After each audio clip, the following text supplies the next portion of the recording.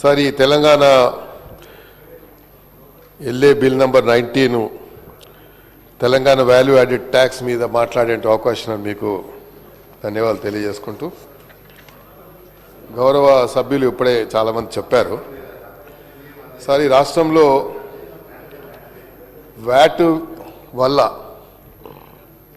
జరిగినటువంటి నష్టం కానీ కేంద్ర ప్రభుత్వము మనం ఇది వేస్తున్నటువంటి భారం కానీ మనకు రావాల్సినటువంటి సరైనటువంటి మనము ట్యాక్స్ రూపంలో కేంద్ర ప్రభుత్వానికి మనం చెల్లిస్తుంది ఎంత, కేంద్ర ప్రభుత్వం మనకు తిరిగి ఇస్తుంది ఎంత అనే విషయాన్ని అందరూ కూడా అర్థం చేసుకోవాలి.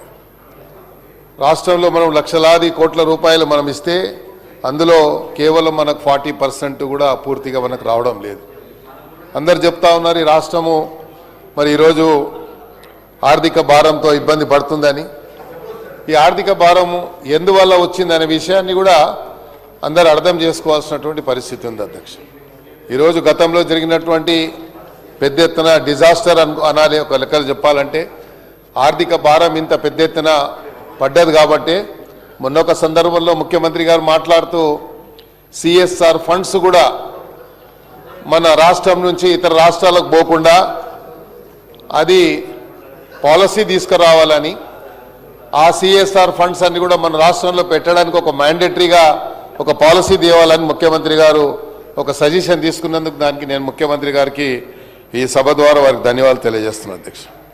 అయితే ఈరోజు మనం చూస్తున్నట్టయితే అధ్యక్ష ఇతర రాష్ట్రాల నుంచి మనకు వచ్చేటువంటి మన సెంట్రల్ గవర్నమెంట్ కానీ వేరే కంపెనీలు రిలయన్స్ కానీ ఈరోజు పెట్రోల్ విషయంలో ధరలు పెంచిన విషయంలో కానీ మిత్రులు పయాల శంకర్ గారు మాట్లాడుతూ ఢిల్లీలో ఎన్నికలు లేకపోయినా ఈరోజు ఈ పర్సెంటేజ్ ఉంది, గుజరాత్లో ఈ పర్సెంటేజ్ ఉంది, ఇతర రాష్ట్రాల్లో ఇలా ఉంది. ఈరోజు రాష్ట్రంలో ఉన్నటువంటి రైతుల మీద ఇతర వాళ్ళ మీద ఆర్థిక భారము వేసేటువంటి డీజిల్ వల్ల పెట్రోల్ వల్ల లేకపోతే మత్స్యకారులు ఎవరైతే సముద్ర తీరాన ఉండి వ్యవసాయం వాళ్ళు మత్స్యకారులు ఏవైతే బోట్స్ నడిపించుకుంటారో ట్రావెలర్స్ నడిపించుకుంటారో వాళ్ళ మీద ఆర్థిక భారం పడుతుంది అనేది విషయాన్ని వారు చెప్పారు. నేను తమరి ద్వారా ఒకటే రిక్వెస్ట్ చేయదలుచుకున్న అధ్యక్ష మంత్రి గారిని, ఈ రాష్ట్రంలో ఇతర రాష్ట్రాల నుంచి వచ్చేటువంటి ఏదైతే ఉందో ఎవ్రీ ఇయర్ ఒక మానిటరింగ్ సిస్టమ్ మనం పెట్టాల్సిన అవసరం ఉంది అధ్యక్ష.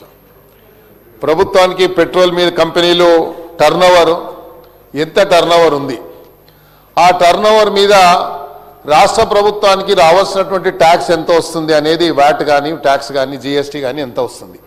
మరి ఆ టర్నోవర్ మీద మనం మానిటరింగ్ సిస్టమ్ ఏదైనా ఉందా, మరి దాన్ని ఏ సంస్థ ద్వారా మనం మానిటరింగ్ చేస్తూ ఉన్నాం. ఇతర రాష్ట్రాల నుంచి ట్యాంకర్లు వస్తాయి, డీజిల్ ఇతర వస్తుంది, మరి దానికి వేబిల్ సిస్టమ్ ఏమైనా ఉందా, ఆ వేబిల్ సిస్టమ్ ఉంటే దానికి మీరు ఏ రకమైనటువంటి మరి వేబిల్స్ ఎలా కలెక్ట్ చేస్తున్నారు, దాంట్లో ఏమన్నా పిల్ఫరేజ్ జరుగుతుందా. ఈరోజు మనం చూసినట్టయితే అధ్యక్ష మొన్న ఈ మధ్యకాలంలో కంటిన్యూగా serial of stories times of ఇండియాలో, డెక్కన్ క్రానికల్లో, ఈనాడులో, ఆంధ్రజ్యోతిలో హోటల్స్ వాళ్ళు 70,000 కోట్ల రూపాయలు వ్యాట్ కానీ జిఎస్టీ కానీ ఎగ్గొట్టిందని మరి వచ్చింది. ఇది ప్రభుత్వం దృష్టికి వచ్చిందా? ఆ హోటల్స్ ఏ హోటల్స్, మరి చాలా హోటల్స్ అడ్డగోలుగా ఈరోజు మనం ఇస్తూ ఉన్నాము. మరి కావాల్సినటువంటి వాళ్ళకి ఫెసిలిటీస్ లేకపోయినా మనం ఇస్తూ ఉన్నాము. మరి ఇచ్చినప్పుడు వాళ్ళ మీద టర్నోవర్ ఎంత ఉంది, వాళ్ళ మీద ఎలాగా మనం కలెక్ట్ చేస్తున్నాం. సుమారు 70,000 కోట్లు ఈ రాష్ట్రానికి రావాల్సినటువంటి ఈ రాష్ట్రంలో ఉన్నటువంటి మేజర్ హోటల్సే కొన్ని పేర్లు, I don't want to name those hotels ఎందుకంటే కరెక్ట్ కూడా కాదు. మరి నేను కావాలంటే లిఖితపూర్వకంగా మంత్రి గారికి పంపిస్తాను ఏ హోటల్స్ అనేది. ఒకటే హోటల్ వాళ్ళు మన ఇన్కమ్ ట్యాక్స్ వాళ్ళు రేట్ చేస్తే నేను అనుకుంటాను వాళ్ళ దగ్గర సుమారు 60 నుంచి 70 కోట్ల రూపాయలు నగదు క్యాష్ దొరికింది. అదేవిధంగా ఈ రాష్ట్రానికి రావాల్సినటువంటి జిఎస్టీ వ్యాట్ విషయంలో చూసినట్టయితే సుమారు 26,000 కోట్ల రూపాయలు వీళ్ళందరూ కూడా ఎగ్గొట్టినట్టుగా అంటే పిల్ఫరేజ్ జరిగింది అని చెప్పి కూడా పత్రికలో వచ్చింది అధ్యక్ష. ఇవన్నీ పేపర్స్లో వచ్చాయి. నేను చెప్పిన పేపర్స్ చెప్తున్నాను, టైమ్స్ ఆఫ్ ఇండియా, డెక్కన్ క్రానికల్లో, ఆంధ్రజ్యోతిలో, ఈనాడులో ఇవన్నీ పేపర్లలో వచ్చినాయి. సీరియల్ ఆఫ్ స్టోరీస్ ఒకరోజు రాలేదు అధ్యక్ష, కంటిన్యూగా వచ్చాది. ఇదే దాన్ని మళ్ళీ కేంద్ర ప్రభుత్వాన్ని సోమోటోగా తీసుకొని అక్కడ కూడా చేస్తే కేంద్రం నుండి కూడా అక్కడ కూడా సుమారు 1,00,000 కోట్ల పైచీలకు మరి పిల్ఫరేజ్ జరిగింది అని సమాచారం వచ్చింది అధ్యక్ష. దాన్ని ఈడీ కూడా సుమోటోగా తీసుకుందని కూడా ఇక్కడ పేపర్లో చదివాను అధ్యక్ష.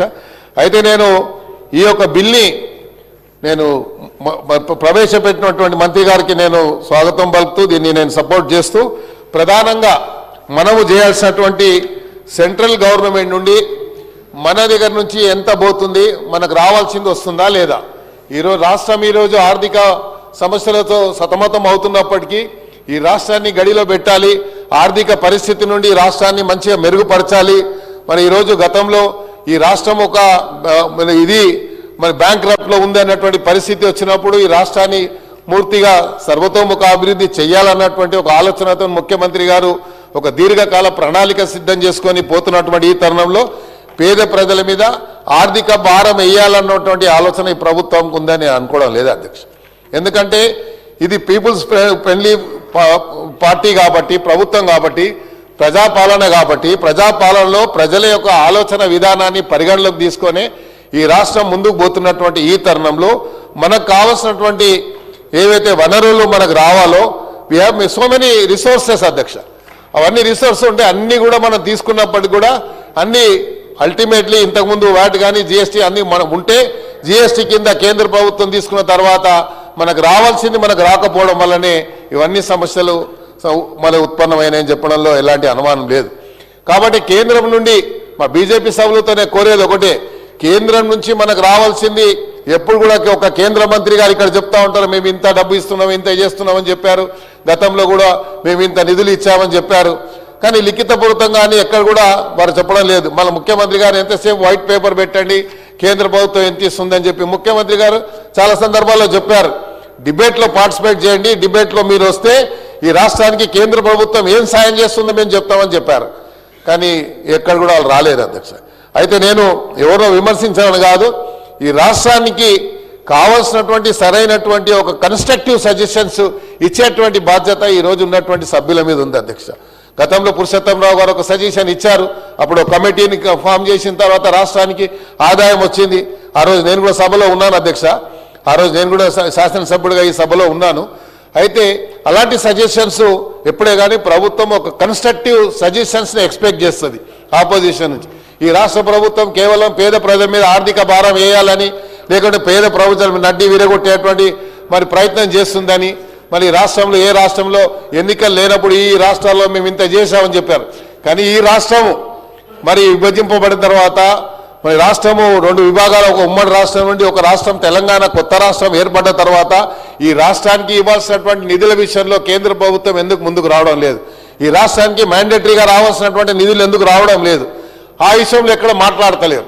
కాబట్టి నేను మంత్రి గారితో కోరేది ఒకటే, ఈరోజు జిఎస్టీ వల్ల ఈ యొక్క వేరే పెట్రోలియం కంపెనీసే కానివ్వండి, లేకుంటే వేరే మన ఎక్సైజ్ ద్వారా వచ్చేటువంటి ట్యాక్స్ కానీ, ఇతర ద్వారా వచ్చేటువంటి మన ట్యాక్స్ల విషయంలో కానీ ఈ పిల్ఫరేజ్ని ప్రధానంగా మనం చేయాల్సిన అధ్యక్ష, పిల్ఫరేజ్ని మనం అరికట్టినప్పుడే ఈ రాష్ట్రానికి ఏదైతే గండి కొట్టేటువంటి ప్రమాదం జరుగుతుందో దాని నుండి ఈ రాష్ట్రాన్ని మనం కాపాడుకోగలుగుతాం. పెద్ద ఎత్తున పిల్ఫరేజ్ జరుగుతుంది అధ్యక్ష. చాలా డిపార్ట్మెంట్, చాలా ఈ కంపెనీలో కేవలం మనం పెట్రోల్ డీజిల్ మీద ఈరోజు మాట్లాడుతున్నాం. ఓకే, పెట్రోల్ డీజిల్ సమస్య ఈరోజు ఎందుకు వచ్చింది అధ్యక్ష? ఇరాను, ఇజ్రాయెల్, యుఎస్ ఈ వార్ వల్ల ఈ సమస్య కొంచెం ఉత్పన్నమైంది. మన ప్రధానమంత్రి గారు పార్లమెంట్లో స్టేట్మెంట్ ఇచ్చారు. బట్ దానివల్ల ఏదో రాష్ట్రానికి లాభమైందని నేను అనుకోవడం లేదు అధ్యక్ష. ఒక స్టేట్మెంట్ వల్ల వచ్చిందని కాదు, ఈ రాష్ట్రాలకు మేము ఇంత ప్రొడక్షన్ ఉంది, ఇంత ఈరోజు మన దగ్గర స్టాక్ ఉంది, మనం ఆల్రెడీ మనము ఈ పొజిషన్లో ఉన్నామని చెప్పి ఎక్కడ కేటగిరికల్గా రాలేదు అధ్యక్ష ఆ స్టేట్మెంట్లో. సో మేము క్రిటిసైజ్ చేయడం లేదు. కాకపోతే ఈరోజు అందుకనే మన డిపార్ట్మెంట్, మన మంత్రి గారు స్టేట్మెంట్ ఇచ్చారు, ఈ రాష్ట్రంలో పెట్రోల్ కానీ డీజిల్ కానీ ఎక్కడ కూడా కొరత లేదు అన్నందుకు నేను వారికి ధన్యవాదాలు తెలియజేస్తాను. ముఖ్యమంత్రి గారు చెప్పారు, మా సిపి హైదరాబాద్ కూడా చెప్పారు, మాకు మిగతా అధికారులు కూడా చెప్పారు అధ్యక్ష. అయితే మన రాష్ట్రానికి కావాల్సినటువంటి ఒక కన్ఫ్యూజన్ క్రియేట్ చేశారు. ఎందుకు ఈ రాష్ట్రంలో పెట్రోల్ కొరత ఉంది, డీజిల్ కొరత ఉందంటే అందుకనే చాలామంది ఏం చేస్తున్నారంటే స్టాండ్ బై పెట్టుకోవాలని, పెట్రోల్ ఎంతైతే అవసరం ఉందో అంతకంటే ఎక్కువ కూడా ట్యాంకర్ మన క్యాన్సర్లో నింపుకొని పోయి పెట్టుకుంటున్నారు. దానివల్ల కూడా ఏదైనా ప్రమాదం జరిగేటువంటి ప్రమాదం ఉంది. కాబట్టి మన ఒక కేటగిరికల్ అష్యూరెన్స్ మంత్రి గారు ఈ సందర్భంగా ఇవ్వాలి. ఎందుకంటే ప్రజలకు ఒక కాన్ఫిడెన్స్ మనం ఎంఫసైజ్ చేయాల్సిన అవసరం ఉంది అధ్యక్ష. కాబట్టి ప్రజలకు ఒక కాన్ఫిడెన్స్ ఎంఫసైజ్ చేయడానికి ఒక స్టేట్మెంట్ వారు ఇవ్వాలని నేను కోరుతా ఉన్నాను. అదేవిధంగా మీరు చూసినట్టు అధ్యక్ష, మనము ఏవైతే వేబిల్స్ గురించి నేను చెప్పాను, ఇతర రాష్ట్రాల నుంచి వచ్చేటువంటి ట్యాంకర్స్కి వేబిల్స్ మనం ఎక్కడెక్కడ ఉన్నాయి, ఏ రాష్ట్రాల నుంచి మనకు వస్తూ ఉన్నాయి, దాని మీద ఒకటి. అదేవిధంగా ఎవ్రీ ఇయర్ ఒక మానిటరింగ్ సిస్టమ్ని మనము పెట్టాల్సిన అవసరం ఉంది అధ్యక్ష. ప్రభుత్వానికి పెట్రోలియం కంపెనీలు ఏదైతే టర్నోవర్ ఉందో ఆ టర్నోవర్ మీద మనము మానిటరింగ్ చేస్తున్నామా లేదా, ఎంత టర్నోవర్ ఉంది, ఎంత ట్యాక్స్, ఎంత జిఎస్టీ మనకు వస్తుంది అనే విషయాన్ని కూడా మరి దాని మీద చూడాలని చెప్పి కూడా ఈ సందర్భంగా నేను మంత్రి గారిని కోరుతూ, ప్రధానంగా ఈ యొక్క వ్యాట్ ఏదైతే వాల్యూ యాడెడ్ ట్యాక్స్ గురించి మంత్రి గారు ప్రవేశపెట్టినటువంటి బిల్కు నేను సపోర్ట్ చేస్తూ, మరి ఇంకా ఏదైనా దీంట్లో సంస్కరణ తీసుకొచ్చేటువంటి అవకాశం ఉంటే తీసుకురావడానికి ప్రభుత్వం ముందుకు వచ్చి ప్రయత్నం చేసి ఆ సంస్కరణ తీసుకురావని. ఎందుకంటే రిఫార్మ్స్ వల్లనే ఎనీ రిఫార్మ్స్ అధ్యక్ష, ఈరోజు రాష్ట్రంలో వేరియస్ రిఫార్మ్స్ వచ్చాయి, ఎడ్యుకేషన్ మీద వచ్చాయి, అగ్రికల్చర్ రిఫార్మ్స్ వచ్చాయి, మళ్ళీ అదేవిధంగా ల్యాండ్ రిఫార్మ్స్ వచ్చాయి, చాలా రిఫార్మ్స్ వచ్చాయి. ఇలాంటి దాని మీద కూడా రిఫార్మ్స్ తెచ్చినప్పుడే మనకు ఈ రాష్ట్రంలో అన్ని రకాలుగా అభివృద్ధి. ఎందుకంటే ఈ రాష్ట్రము ఇంత పెద్ద ఎత్తున మరి ఒక హబ్గా మారింది ఈరోజు, అన్ని రకాలుగా ఈరోజు మెడికల్ హబ్గా మారింది, ఎడ్యుకేషన్ హబ్గా మారింది, ఈ గ్లోబల్ సిటీగా గుర్తింపు పొందుతున్న ఐటీ హబ్గా. కానీ ఈరోజు ఇంత అభివృద్ధి చెందుతున్నటువంటి రాష్ట్రంలో మనకి ఎన్ని నిధులు వచ్చినా కూడా, ఎందుకంటే ఇతర రాష్ట్రాల వాళ్ళు మీరు comparing to last but 5 years చూస్తే అధ్యక్ష, ఇప్పుడు మనం చూస్తే కర్ణాటక ఒకప్పుడు ఐటీ హబ్గా ఉంటే ఈరోజు తెలంగాణ హైదరాబాద్ సిటీ ఐటీ హబ్గా మారింది. అదేవిధంగా మనం ఇతర అన్నిటికంటే కంపేర్ చేసి కాస్ట్ ఆఫ్ లివింగ్ మనం చూసుకున్నట్టయితే అధ్యక్ష, Hyderabad cost of living, Hyderabad culture కానీ ఇదంతా కూడా ఇతర రాష్ట్రాల వాళ్ళు ఈరోజు ఆకర్షితులై ఈ రాష్ట్రాల్లో పెట్టుబడులు కానీ ఇక్కడ నివసించడానికి కూడా పెద్ద ఎత్తున మరి ఇన్ఫ్రాస్ట్రక్చర్ జరుగుతుంది. ఈరోజు పెద్ద ఎత్తున ప్రజలు కూడా ఇక్కడికి వస్తున్నటువంటి ఈ తరుణంలో హైదరాబాద్ సిటీని అందుకే ముఖ్యమంత్రి గారు ఆలోచించి గ్రేటర్ హైదరాబాద్ని 3 విభాగాలుగా చేసి ఈ హైదరాబాద్ సిటీని విస్తరించాలని, హైదరాబాద్ సిటీని కేవలం ఒక లిమిటెడ్ సిటీగా కాకుండా సుమారు 2000-3000 కిలోమీటర్ల పరిధిలో కూడా హైదరాబాద్ సిటీని పెంచాలని ఒక ఆలోచన వల్ల ఇతర రాష్ట్రాల నుంచి ఇక్కడ వస్తూ ఉన్నారు. మనం చూస్తూ ఉన్నాం, ఎవరు కూడా ఈరోజు పేపర్ డెక్కన్ క్రానికల్ చూశాను, శుభ్మన్ గిల్ గారు కేవలం ఒక చిన్న ఫ్లాట్ తీసుకుంటే బాంబేలో 20 కోట్ల రూపాయలు, అది ఎంత కేవలం 1500 SFTకి 20 కోట్ల రూపాయలతో ఈ డెక్కన్ క్రానికల్ ఇక్కడ చూశాను సార్ పొద్దున. అంటే 20 కోట్ల రూపాయలకు 1500 స్క్వేర్ ఫీటు ఫ్లాట్ తీసుకుంటే వచ్చింది. అదేవిధంగా చాలా వస్తుంటాయి ఇలా ఆర్టికల్స్ వస్తూ ఉంటే చూసినప్పుడు ఇలా అనిపిస్తుంటుంది, హైదరాబాద్ సిటీలో పుట్టి పెరిగినందుకు చాలా సంతోషంగా గర్వంగా ఉంటుంది అధ్యక్ష. కాబట్టి ఇంకా హైదరాబాద్లో ఇంకా సంస్కరణలు ఏమైనా తీసుకురాగలితే ఈ జిఎస్టీ వ్యాట్లో సంస్కరణలు తీసుకొచ్చి ఈ రాష్ట్రానికి ఇంకా మెరుగైనటువంటి ప్రజలకు ఒక కాన్ఫిడెన్స్ ఇచ్చి హైదరాబాద్లో తెలంగాణలో మీరు వస్తే తెలంగాణలో అన్ని రకాల రక్షణ, ఆర్థికంగా మానసికంగా అన్ని రకాలుగా రక్షణ ఉంటుందన్నటువంటి ఒక కాన్ఫిడెన్స్ ఎంఫసైజ్ చేయడానికి మంత్రి గారు స్టేట్మెంట్ ఇస్తారని నేను భావిస్తూ ఈ అవకాశం ఇచ్చినందుకు మీకు ధన్యవాదాలు. Thank you. Doctor Palvai Harish Babu గారు. A bill